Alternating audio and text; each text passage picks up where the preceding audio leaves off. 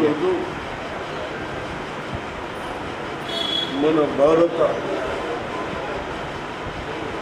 మాజీ ప్రధానమంత్రి వారి వర్ధానికి 37వ సంవత్సరం వర్ధానికి జరుపుకోవడం చాలా బాధాకరమైన. ఆ రోజు ఇందిరాగాంధీని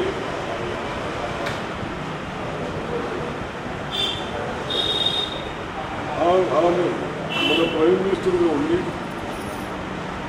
మరణాంతరం వీరు రాజకీయాలకు దూరంగా ఉంటారు. అటువంటి మనిషి మన ప్రజలకు సేవ చేయాలంట అలా ఆలోచనను పక్కన పెట్టేసి వచ్చి ప్రైమ్ మినిస్టర్గా మనకు 5 సంవత్సరాలు వారు సేవలు చేసుకుంటూ యువకులను దృష్టిలో పెట్టుకొని ఫ్యూచర్లో ఎలా ఉండాలి, భవిష్యత్తులో ఎలా ఉండాలి, ఐటీ కానీ సిస్టమ్స్ కానీ గ్రామాలలో అభివృద్ధి చెందడానికి ఏదో సెంట్రల్ ఫండ్స్ వస్తాయో అది కానీ యువకులకు ఓటు హక్కు ఈ విధంగా వారు అన్ని చేసుకుంటూ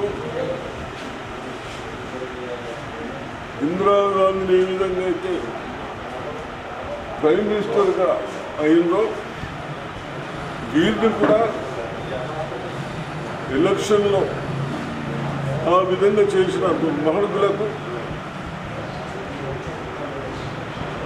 ఇటువంటి ఫ్యామిలీలని తప్పనిసరిగా కాంగ్రెస్ పార్టీ కొరకు వాళ్ళు బలిదానాలు అయ్యారు. మొత్తం ఫ్యామిలీ ఎట్లా ఉంది కాబట్టి తప్పనిసరిగా రాహుల్ గాంధీ గారికి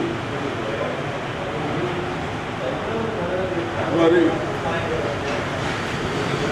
ఫ్యామిలీలకు కానీ మనశ్శాంతిగా ఉండాలని భగవంతుని ప్రార్థిస్తాను.